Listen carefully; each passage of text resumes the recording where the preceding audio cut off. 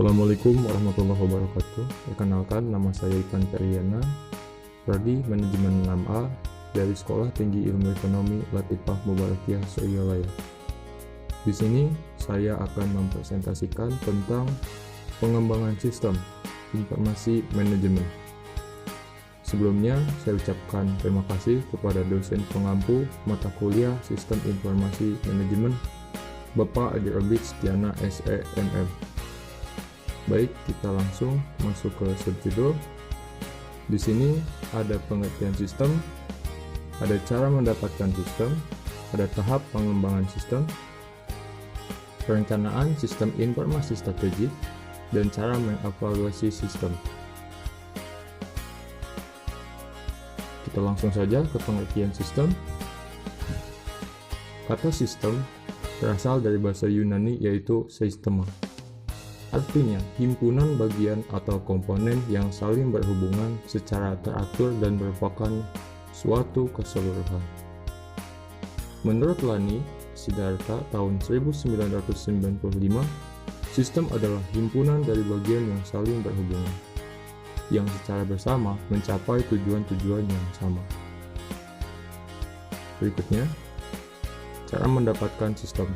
Yang pertama, membeli sistem atau program jadi. Kedua, memesan kepada perancang sistem. Yang ketiga, meminta pihak luar yang bergerak di bidang sistem informasi untuk mengolahkan data perusahaan. Selanjutnya, tahap pengembangan sistem. Ada dua tahap pengembangan sistem.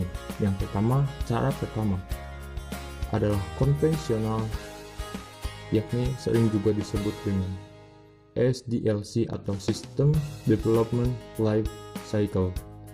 Cara kedua adalah metode cepat atau sering disebut juga dengan RAD atau Rapid Application Development. Baik, kita akan bahas tentang pengembangan sistem dengan cara SDLC. Yang pertama, yakni ada analisis. Analisis merupakan tahap mengidentifikasi masalah yang ada atau menciptakan masalah yang baru. Yang kedua ada desain, yakni tahap untuk merealisasikan usulan yang dihasilkan pada tahap analisis. Tahap ini dilakukan oleh perancang sistem atau system designer. Yang ketiga ada implementasi, yakni tahap menjalankan sistem yang baru saja dirancang. Yang keempat ada operasi atau tahap penggunaan sistem, yakni sistem langsung digunakan seperti itu. Selanjutnya, di sini kita langsung ke metode pengembangan cepat. Yang pertama ada prototip, yang kedua ada pengembangan oleh pemakai akhir atau end user development. Yang ketiga ada berbantuan CASE. Langsung saja.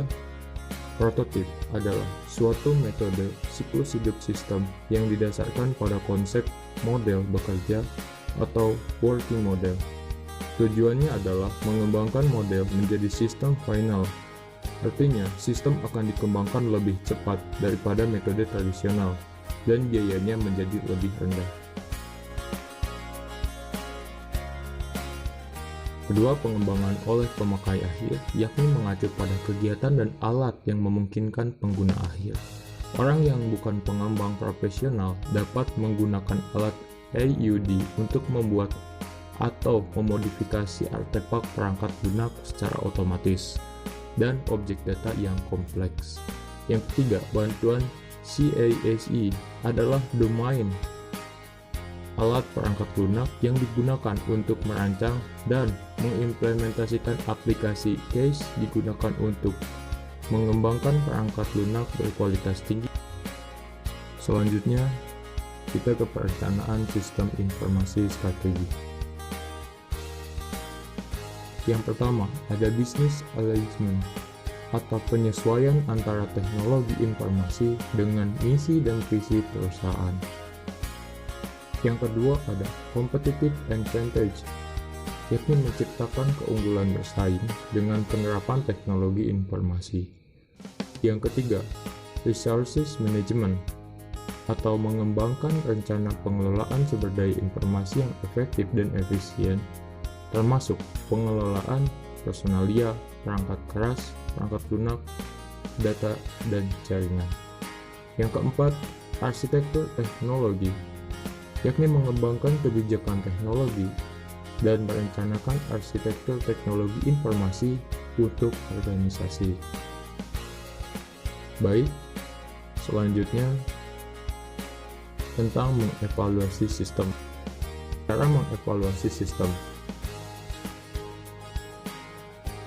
Sistem yang baru maupun sistem yang lama harus dievaluasi secara berkala untuk menentukan apakah sistem tersebut masih dapat berfungsi seperti yang diharapkan atau tidak.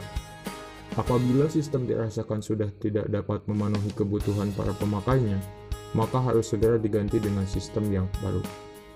Sistem informasi memiliki banyak komponen, sehingga apabila manajemen akan mengevaluasi komponen, harus ditentukan juga komponen apa saja yang akan dievaluasi. Tidak perlu semua komponen yang dievaluasi pada saat yang bersamaan. Seperti itu. Mungkin itu saja yang bisa saya sampaikan dalam presentasi kali ini. Mohon maaf apabila banyak kekurangan. Wabillahi taufiq wal hidayah. Wassalamualaikum warahmatullahi wabarakatuh.